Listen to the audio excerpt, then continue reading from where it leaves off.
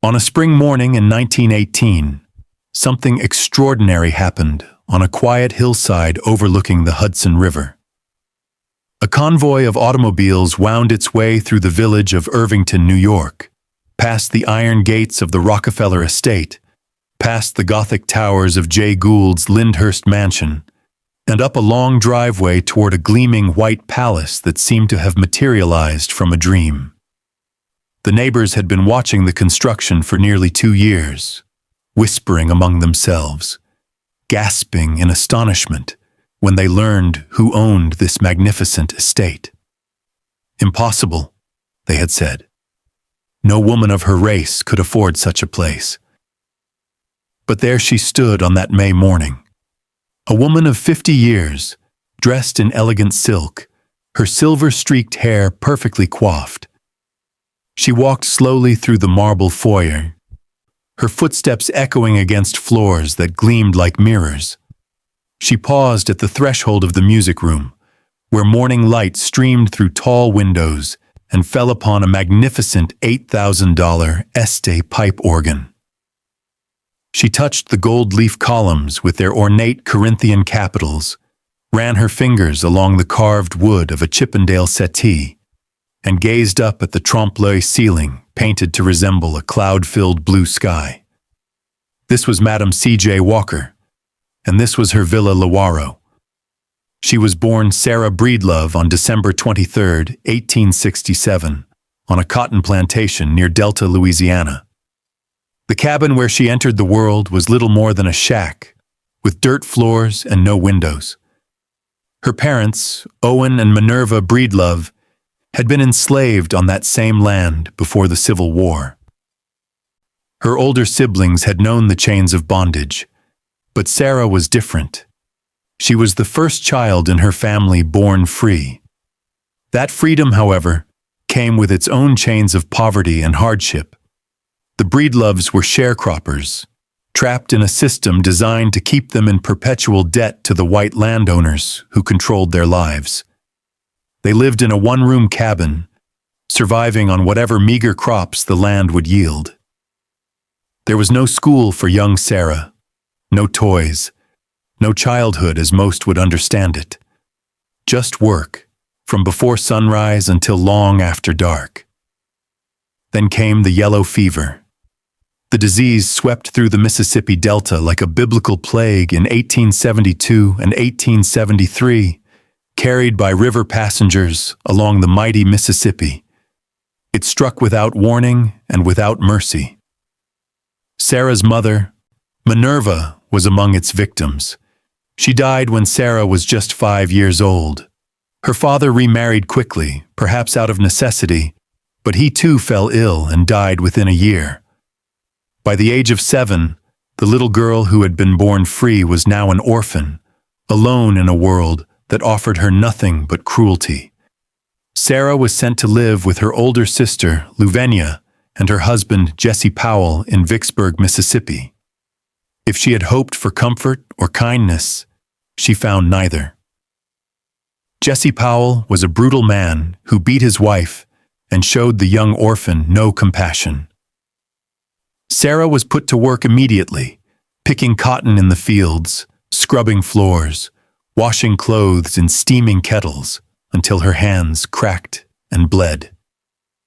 The hours were long, the pay was nothing, and the abuse from her brother-in-law grew worse with each passing year. "I got my start by giving myself a start," she would say many years later, recounting those terrible days. "I had little or no opportunity when I started out in life, having been left an orphan and being without mother or father since I was 7 years of age. By the time she was 14, Sarah saw only one way to escape the hell of her sister's home. She married a man named Moses McWilliams, not for love, but for survival. At least as a wife, she reasoned, she would have her own home, however humble. On June 6, 1885, she gave birth to a daughter she named Lelia. For 2 brief years, Sarah knew something approaching happiness, caring for her child, while her husband worked to support their small family. Then Moses died. The circumstances of his death remain murky in the historical record. Some accounts suggest he was killed in a race riot, one of countless acts of violence against black men in the post-Reconstruction South. Whatever the cause, Sarah was now a widow at 20 years old, with a 2-year-old daughter to support and no means of doing so.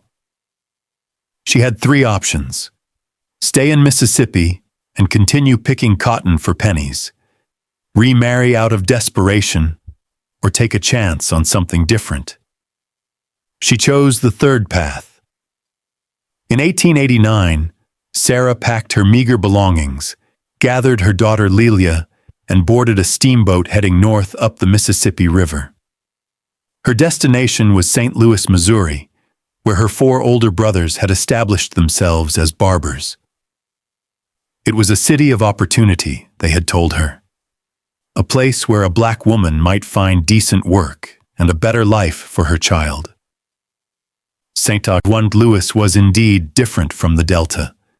The streets bustled with commerce. The air smelled of industry rather than rotting cotton bolls.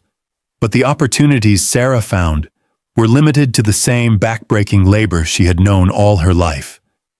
She became a washerwoman, rising before dawn to collect bundles of dirty clothes from wealthy white families, then spending her days hunched over steaming wash tubs, scrubbing and wringing, until her muscles screamed for relief. She earned $1.50 a week, barely enough to rent a cramped room in a tenement and put food on the table for her growing daughter. But Sarah was determined that Lelia would have the education she herself had been denied. She enrolled her daughter in the public schools and later saved enough to send her to Knoxville College in Tennessee. She joined St. Paul African Methodist Episcopal Church, where she sang in the choir and found both spiritual comfort and intellectual stimulation. The women of the church, many of them educated teachers and professionals, took Sarah under their wing. They helped her improve her reading and writing. They showed her that a black woman could be more than a washerwoman, more than a servant, more than what white society expected her to be. Still, the years of poverty and hard labor took their toll. Sarah was losing her hair. It started slowly, patches of scalp showing through her thick curls. Then it accelerated, leaving her increasingly bald and deeply ashamed. Hair loss was epidemic among black women of that era, caused by a combination of factors: poor diet, stress, harsh lye soaps, and the lack of indoor plumbing that made regular bathing nearly impossible. Most Americans at the time, regardless of race, had no running water in their homes. They bathed infrequently and washed their hair even less. Scalp infections, dandruff, and hair loss were the inevitable results. Sarah tried everything. She consulted doctors who offered no help. She experimented with home remedies that did nothing. She watched in despair as her hair continued to fall out, stripping away what little self-esteem poverty had left her. And then, according to the legend she would tell for the rest of her life, she had a dream. God answered my prayer, she later recounted. One night I had a dream, and in that dream a big black man appeared to me and told me what to mix up for my hair. Some of the remedy was grown in Africa, but I sent for it, mixed it, put it on my scalp, and in a few weeks my hair was coming in faster than it had ever fallen out. Whether the formula truly came to her in a dream or through more earthly experimentation, the result was the same. Sarah created a mixture of sulfur, petroleum jelly, and other ingredients that healed her scalp and restored her hair. She began sharing it with other women at her church, who experienced similar results.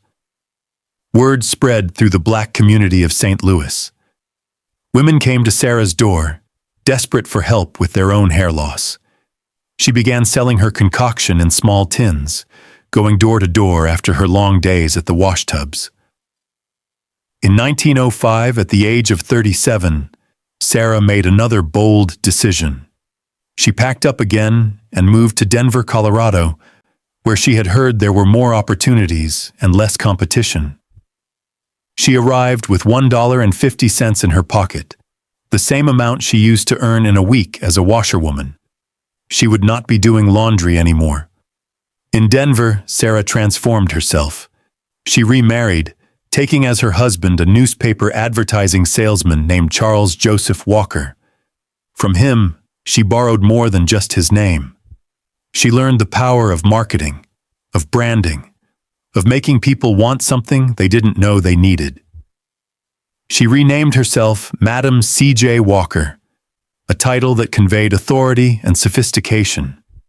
She renamed her product Madame Walker's Wonderful Hair Grower, and she began building an empire. Her method was revolutionary. Rather than selling through stores, which often refused to stock products for Black consumers, she trained other Black women to become Walker agents, independent salespeople who went door to door demonstrating the products and earning commissions on their sales.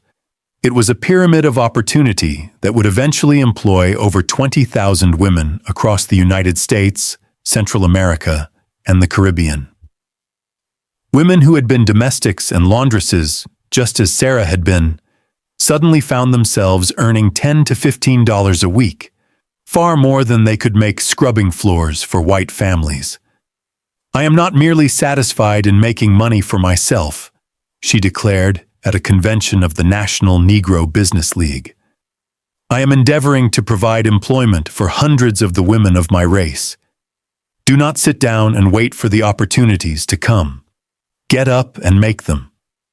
By 1910, Madame Walker had moved her headquarters to Indianapolis, Indiana, where she built a factory to manufacture her growing line of products.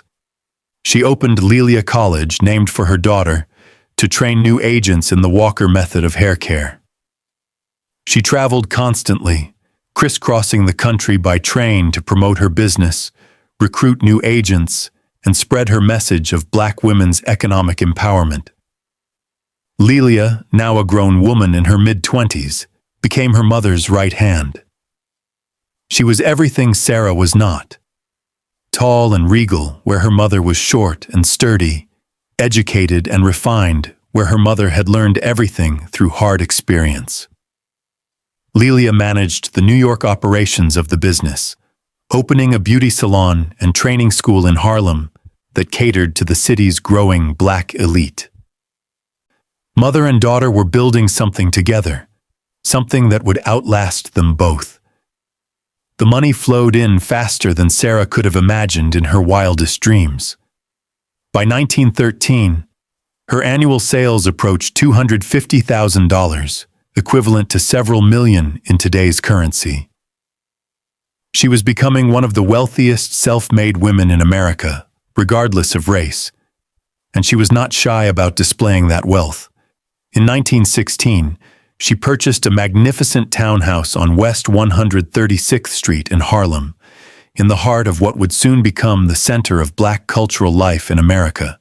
She hired Vertner Woodson Tandy, the first Black architect registered in New York State, to combine two adjacent buildings into a single elegant residence. The first floor housed the Walker Hair Parlor and Lelia College of Beauty Culture. The upper floors became a showcase of refined living, filled with fine furniture, original artwork, and the trappings of success that Sarah had once only dreamed of. But even this was not enough. Madame Walker had spent her childhood gazing at the grand plantation houses of Louisiana, forbidden palaces where enslaved people like her parents served at the pleasure of white masters. She had spent her working years entering the back doors of wealthy white homes in St. Louis, collecting their dirty laundry while they lived in unimaginable luxury. Now she wanted a mansion of her own. Not just any mansion, but one that would stand as a monument to what Black achievement could accomplish. A palace that would make her white neighbors gasp in astonishment. She found the perfect location in Irvington-on-Hudson, New York, a village about 30 miles north of Manhattan, where the nation's wealthiest families had built their summer estates. Jay Gould, the railroad tycoon, owned Lyndhurst, a Gothic revival masterpiece designed by Alexander Jackson Davis. John D. Rockefeller, the oil magnate, was building Kykewit, a 40-room mansion with views of the Hudson River and the distant Catskill Mountains. The Astors, the Vanderbilts, the Morgans, all had estates in the area. These were the richest people in America, perhaps in the world. And Sarah Breedlove, the orphan from a Louisiana sharecropper's cabin, was going to be their neighbor. In August of 1916, she purchased 4.5 acres of prime real estate on a hilltop overlooking the Hudson. The lot was perfectly positioned, visible from the main road that connected New York City to the state capital in Albany. Unlike her wealthy white neighbors, who had tucked their mansions away behind long private drives and thick hedges, Madame Walker wanted her house to be seen. She instructed Vertner Tandy to position the building close to the thoroughfare, so that everyone who passed would witness what a black woman had built. Vertner Woodson Tandy was himself a pioneer. Born in 1885 in Lexington, Kentucky, he was the son of a formerly enslaved man who had become a successful building contractor. The younger Tandy studied at Tuskegee Institute under Booker T. Washington before transferring to Cornell University, where he became one of the founders of Alpha Phi Alpha, the first African-American fraternity. Upon graduation in 1907, he became the first black architect registered in the state of New York, opening offices on Broadway in Manhattan. He would later become the first African-American to pass the military commissioning examination, serving as a first lieutenant in the 15th Infantry of the New York State National Guard during the Great War. The design Tandy created for Madame Walker was inspired by the villas of Italy and the grand estates of the French Riviera. It was an Italianate palazzo, 3 stories of cream-colored stucco that sparkled with embedded marble dust and white sand. Twin columns flanked the entrance. A sweeping terrace descended from the rear of the house in multiple levels, leading to a sunken garden, a reflecting pool, and a pergola supported by Ionic columns. The main building would contain 34 rooms and encompass 20,000 square feet of living space. The construction began immediately, and the New York Times took notice. In November of 1917, the newspaper published a lengthy feature about the mysterious mansion rising on the Hudson. Plans for furnishing the house call for a degree of elegance and extravagance that a princess might envy, the article declared.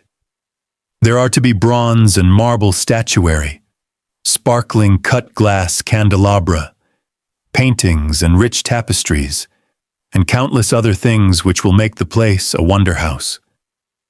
The neighbors were apoplectic. When they discovered that the owner of this grand estate was a black woman, they could scarcely believe it. "Impossible," they exclaimed, according to the Times account. No woman of her race could afford such a place.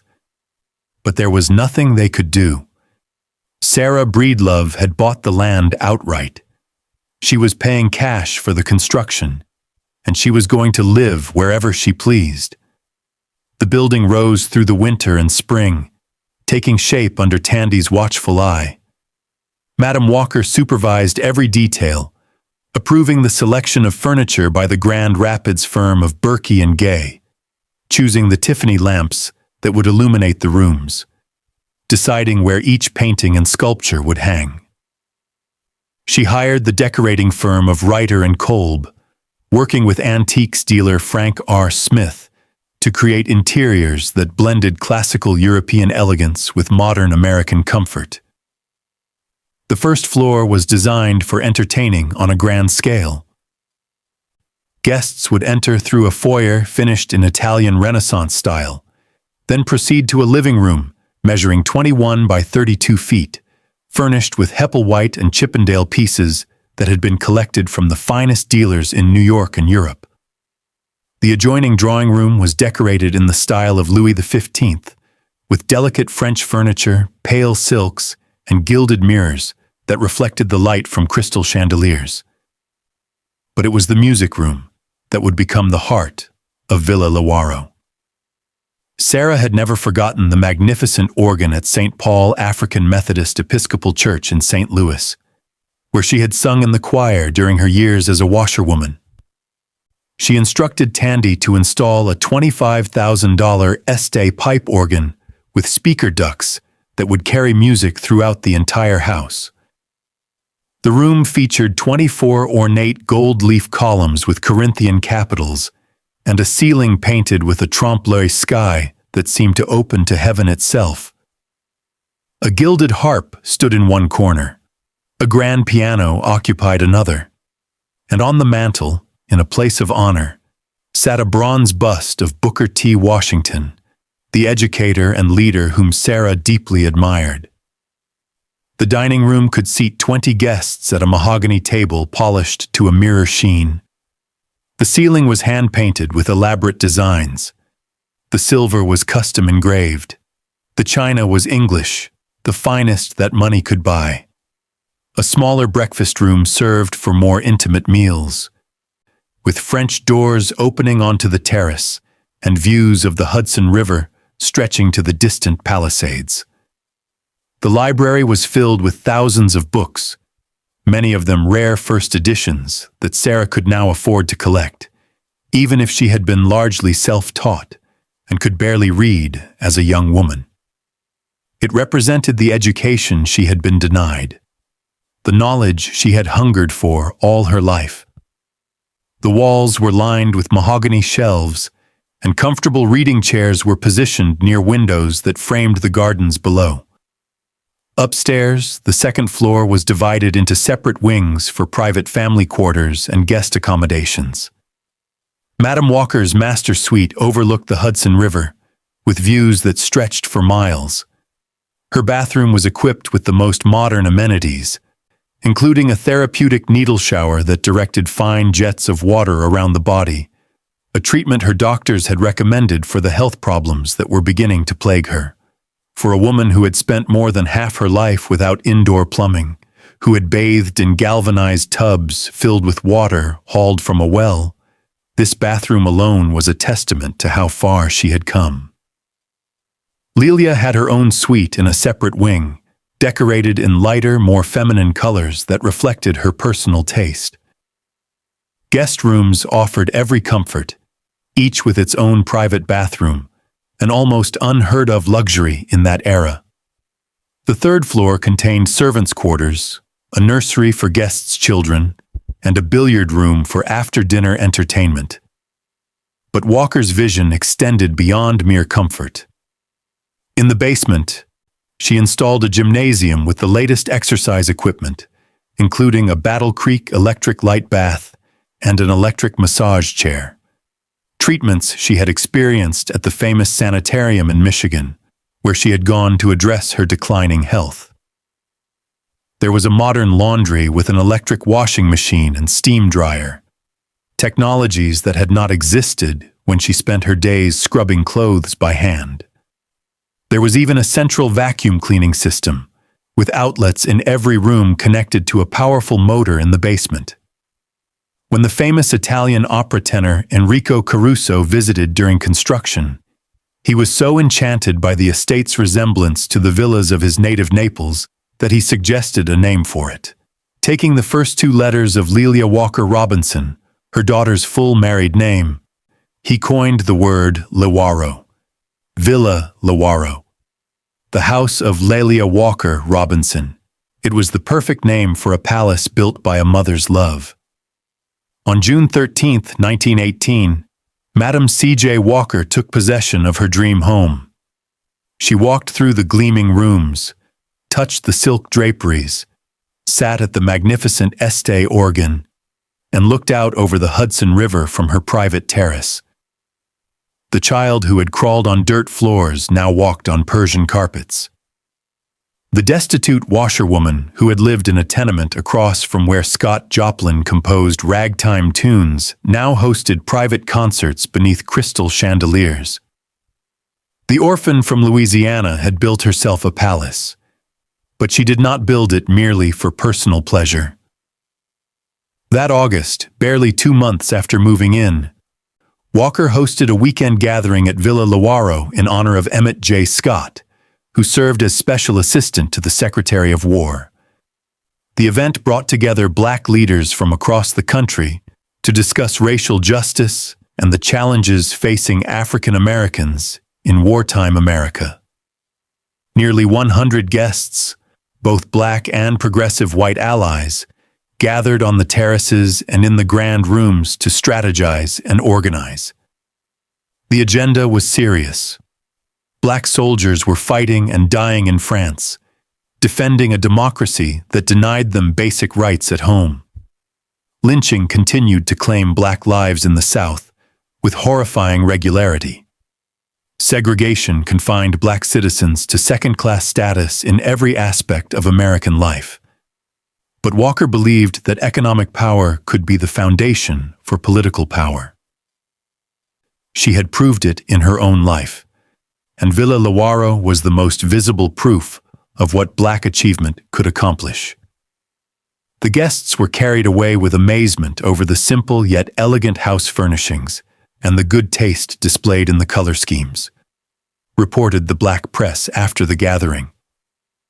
For many attendees, it was the first time they had seen such wealth in black hands. The mansion became an instant symbol of possibility, a beacon of hope, for a people still struggling against the legacy of slavery. That December, as Madame Walker's 51st birthday approached, she supervised the Christmas decorations at Villa Lewaro with the same attention to detail she brought to everything in her life. The great rooms were festooned with holly and evergreen. A towering Christmas tree stood in the foyer, decorated with ornaments collected from her travels around the world. She was planning a grand celebration, the kind of holiday she had only dreamed of during her impoverished childhood. But her body was failing her. The years of grueling work, first as a washerwoman and then as a tireless entrepreneur who traveled constantly to build her business, had taken their toll. She suffered from acute nephritis, a severe kidney ailment brought on by hypertension. Her doctors had warned her to slow down, to rest, to stop pushing herself so hard. But rest was foreign to Sarah Breedlove. She had worked every day of her life. She didn't know how to stop. In January of 1919, Walker hosted another historic gathering at Villa Lewaro. This time, civic leaders from around the country came together to found the International League of Darker Peoples, an organization dedicated to advocating for the rights of people of African descent worldwide. The meeting reflected Walker's growing political engagement. She had marched in the Negro Silent Protest Parade against lynching. She had visited the White House to petition President Woodrow Wilson for anti-lynching legislation. She had supported black soldiers returning from the Great War and demanded that they receive the respect and rights they had earned. But even as she fought for others, her own fight was ending. By the spring of 1919, Madame Walker was confined to her bed at Villa Lewaro. The kidney disease had progressed beyond what her doctors could treat. The woman who had built an empire on her feet, going door to door selling her products, traveling thousands of miles by train to spread her message, could no longer walk across her own magnificent rooms. On May 25, 1919, surrounded by her daughter Lelia and the loyal employees who had become family, Sarah Breedlove Walker, known to the world as Madame C.J. Walker, died at Villa Lewaro. She was 51 years old. She had lived in her dream home for less than 1 year. The news spread quickly through Black America. The woman who had risen from nothing to become the wealthiest self-made female entrepreneur in the country was gone. Her funeral, held at Villa Lewaro 5 days later, drew mourners from across the nation. They came to pay tribute not just to a businesswoman, but to a symbol of what was possible when determination met opportunity. Her will revealed the depth of her generosity. She left nearly $100,000 to orphanages, schools, and charitable institutions. She bequeathed $5,000 to the NAACP's anti-lynching fund, the largest individual gift the organization had ever received.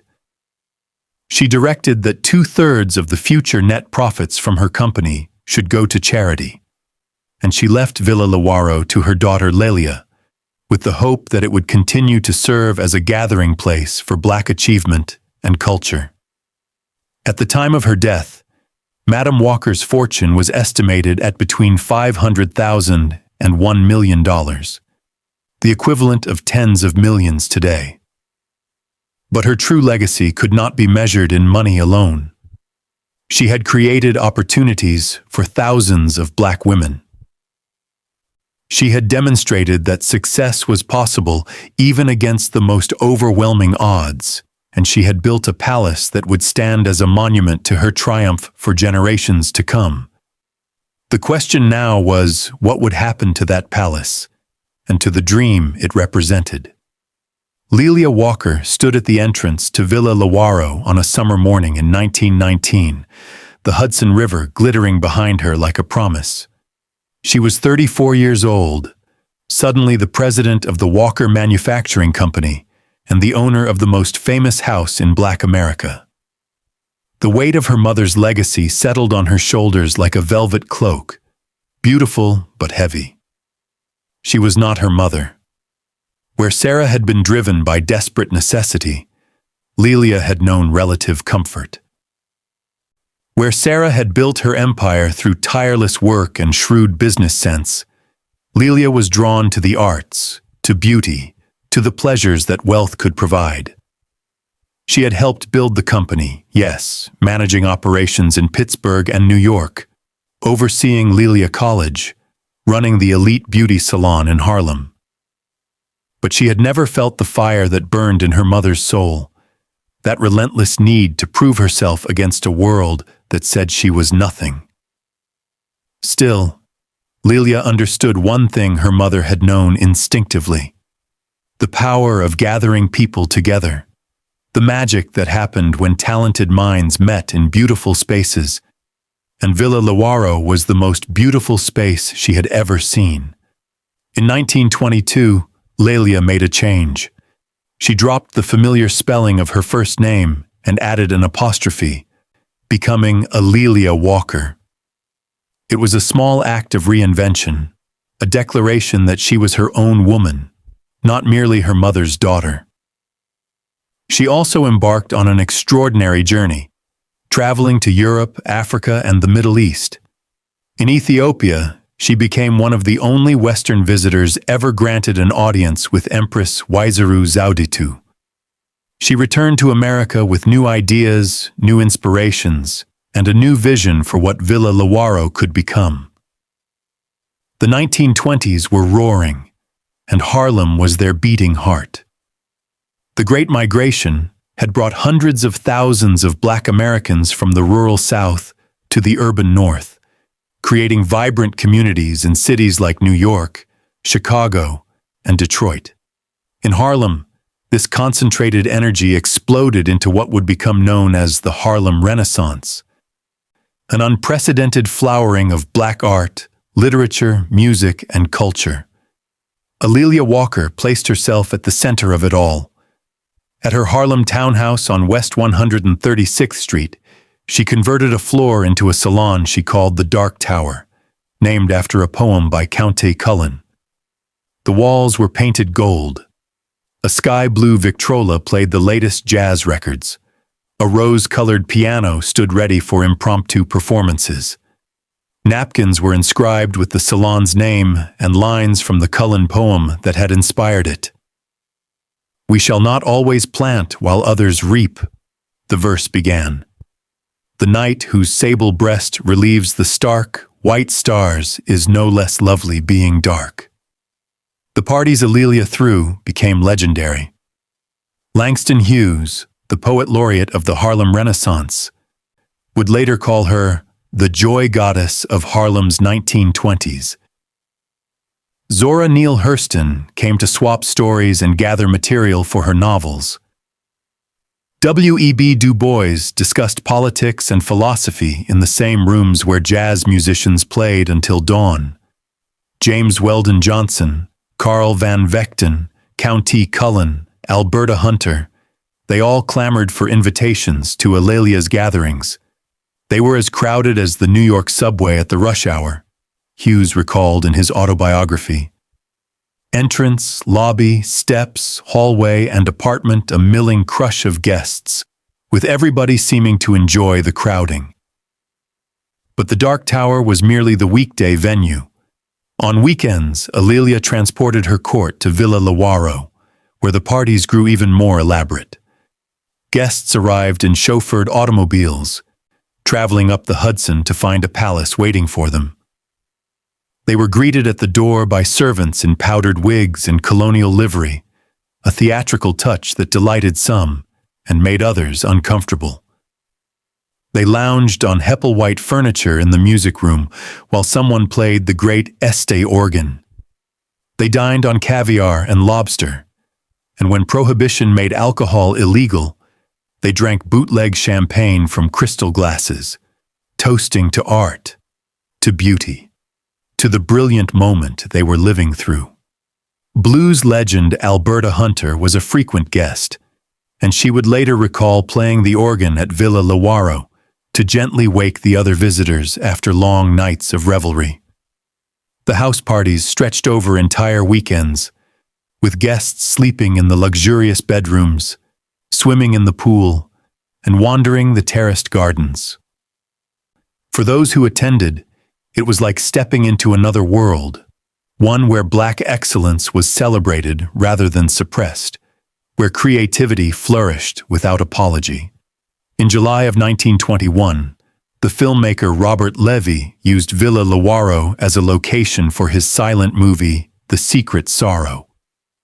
That same summer, A'Lelia threw a 4th of July celebration complete with fireworks over the Hudson, hosting Liberian President C.D.B. King with all the pomp that any European monarch might expect.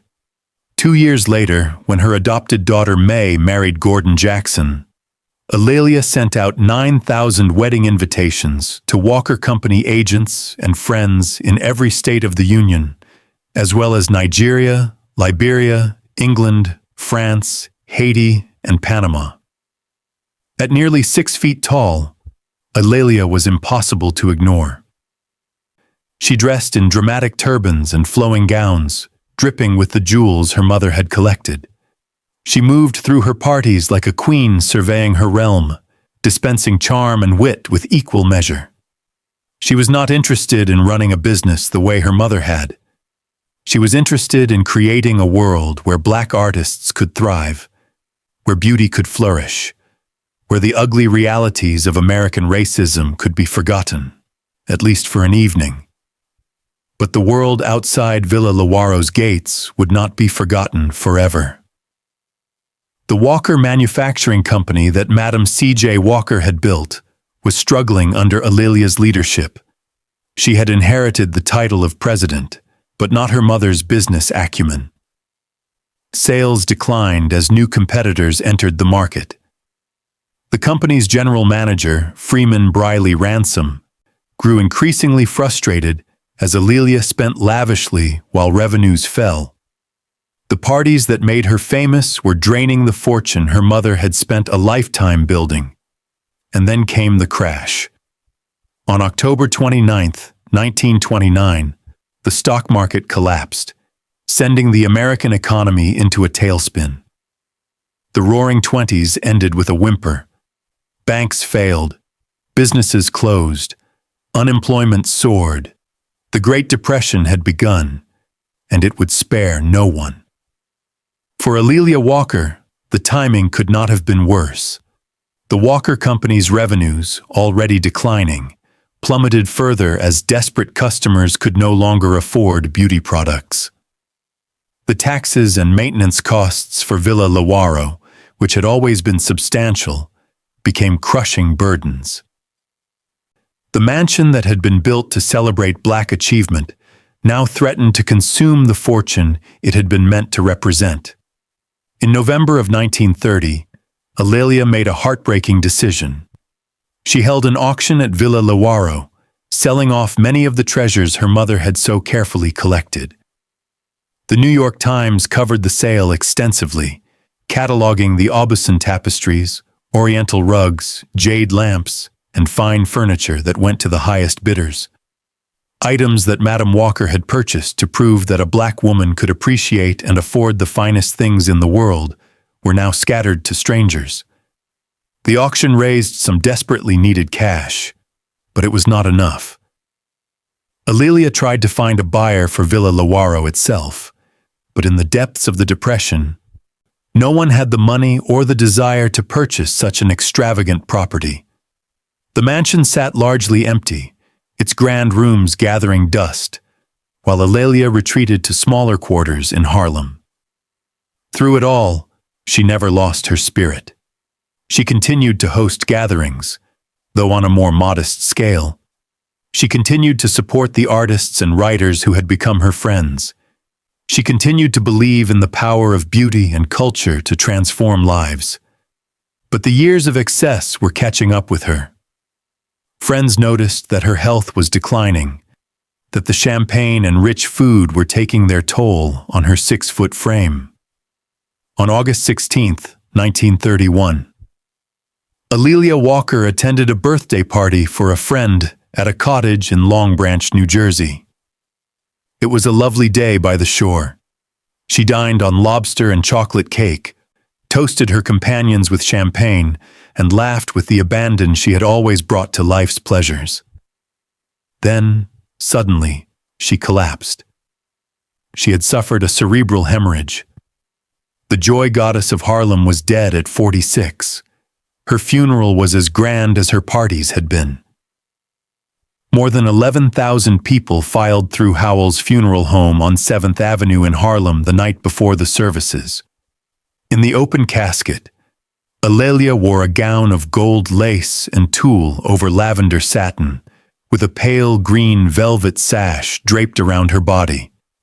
She looked, as always, like royalty. The service itself was by invitation only, but as Langston Hughes recalled, just as for her parties, a great many more invitations had been issued than the small but exclusive funeral parlor could provide for. 1,000 people gathered outside, waving their white engraved invitations in the vain hope of entering. Inside, the Bonbons, a female quartet, sang "Steal Away to Jesus." Paul Bass performed "I'll See You Again," Alelia's favorite melody from Noel Coward's play Bitter Sweet. Mary McLeod Bethune, the great educator and activist, delivered the eulogy in her deep, powerful voice. Hughes had written a poem for the occasion, which was read aloud during the service. And at Woodlawn Cemetery, where Alelia was buried beside her mother, Colonel Hubert Fauntleroy Julian, the first Black licensed pilot in America, dropped 2 bouquets of gladiolas and dahlias from a small plane as a final tribute. That really was the end of the gay times of the new Negro era in Harlem, Hughes later wrote. The Depression brought everybody down a peg or two, and the Negroes had but few pegs to fall. Alelia's will left Villa Lewaro to the National Association for the Advancement of Colored People, the organization her mother had so generously supported. The NLOCP had planned to use the mansion as a conference site and retreat, a continuation of the gatherings Madame Walker had hosted in her final years. But the organization was itself struggling financially in the Depression. The costs of maintaining such a vast property were simply beyond their means. The day after the NLOCP took possession of the estate, they sold it. The buyer was the Companions of the Forest in America, a fraternal organization that converted Villa Lewaro into a retirement home for elderly white women. The irony was bitter. The palace that Madame C.J. Walker had built to prove that a black woman could achieve anything was now serving white residents. The rooms where the Harlem Renaissance's greatest minds had gathered now echoed with the quiet conversations of aged strangers who knew nothing of the history they inhabited. For decades, Villa Lewaro remained in institutional hands, its glory fading, its significance largely forgotten. The elaborate gardens grew wild, the gleaming marble floors dulled, the Este organ fell silent. The mansion that had once made headlines as a symbol of black achievement became invisible, hidden behind overgrown hedges, ignored by a world that had moved on. But stories like Madame Walker's do not stay buried forever. In the 1980s, sculptor Ingo Appel and his wife Darlene purchased Villa Lewaro and began restoring it to private residential use. They repaired damage that decades of institutional use and neglect had caused. They brought the gardens back from wilderness. They polished the marble and repaired the plasterwork and made the old mansion livable again. Then, in the early 1990s, Harold and Helena Doley became the new owners. Harold Doley was the founder of Doley Securities, the oldest African-American-owned investment banking firm on Wall Street. He understood, perhaps better than anyone since Madame Walker herself, the symbolic importance of black wealth and achievement. Under the Doley stewardship, Villa Lewaro underwent a comprehensive restoration. They brought in experts to study the original designs and photographs. They recreated the hand-painted murals and repaired the ornamental plasterwork. They restored the Este organ to working condition. Most importantly, they opened the house for occasional public events, including benefits for the United Negro College Fund. Once again, people gathered at Villa Lewaro to celebrate black achievement and support black education. Once again, the mansion served the purpose Madame Walker had intended. In 1976, as America celebrated its bicentennial, Villa Lewaro was designated a National Historic Landmark, recognized for its architectural significance and its place in African American history. But it remained in private hands, its future uncertain, its story still largely unknown to the general public. Then came the 21st century, and with it, a new chapter. In May of 2014, the National Trust for Historic Preservation named Villa Lewaro a national treasure, one of only a handful of African American historic sites to receive that designation. The trust partnered with the Doleys and began exploring possibilities for the mansion's future. Workshops were held. Plans were discussed. There was talk of converting the property to a museum, a spa, a corporate retreat, an educational center. Meanwhile, the story of Madame C.J. Walker was reaching new audiences. In 2020, Netflix released Self-Made, a 4-part limited series starring Octavia Spencer as Walker. The show introduced millions of viewers to the remarkable story of the washerwoman who became a millionaire. Alelia Bundles, Walker's great-great-granddaughter and biographer, served as a consultant on the project, ensuring that the history was told accurately. Finally, in December of 2018, Villa Lewaro found its new purpose. The New Voices Foundation, a non-profit organization founded by Sundial Brands creator Richelieu Dennis, purchased the mansion. Dennis, himself a successful black entrepreneur, understood exactly what Villa Lewaro represented. His company had acquired the Madame C.J. Walker beauty brand, creating a direct line from Walker's original vision to the present day. The foundation announced plans to transform Villa Lewaro into the Madame C.J. Walker Institute for Women of Color Entrepreneurs. The mansion that Walker built as a symbol of what was possible would now become a training ground for new generations of Black female business leaders. Workshops and seminars would teach the skills Walker herself had mastered. Networking events would connect aspiring entrepreneurs with mentors and investors, and the house would be opened to the public for tours, fulfilling the educational purpose Walker had always intended.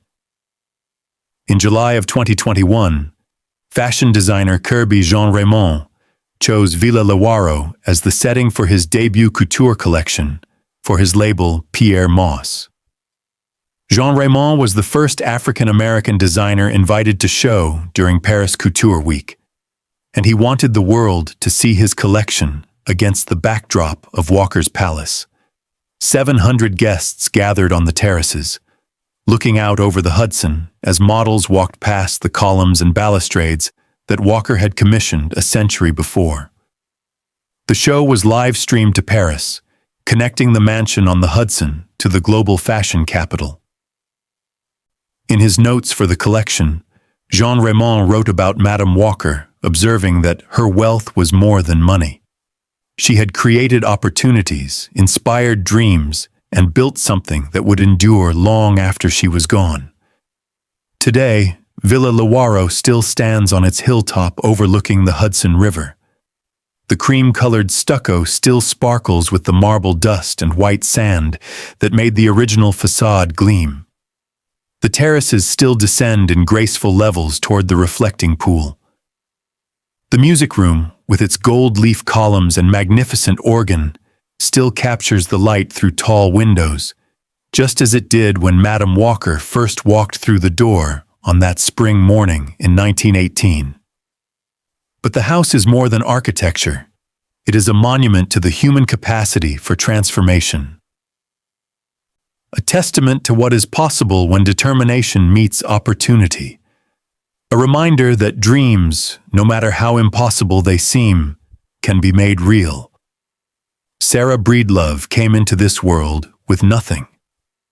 Her parents had been enslaved. She was orphaned before she could read. She spent 2 decades scrubbing other people's clothes for less than $2 a week. By every measure that 19th century America used to judge human worth, she was worthless. And yet, she invented a product that helped millions of Black women feel beautiful. She built a company that employed thousands. She created wealth that funded charities, schools, and institutions that continue to serve the Black community today. She purchased a mansion next door to the Rockefellers and Astors, forcing the richest people in America to acknowledge that a Black woman could be their equal. She told women not to wait for opportunities, but to make them. She proved that starting from nothing was not a death sentence, but a challenge to be overcome. She showed that the circumstances of your birth do not determine the possibilities of your life. When you stand on the terrace at Villa Lewaro today, looking out over the Hudson River toward the distant Palisades, you can almost feel her presence.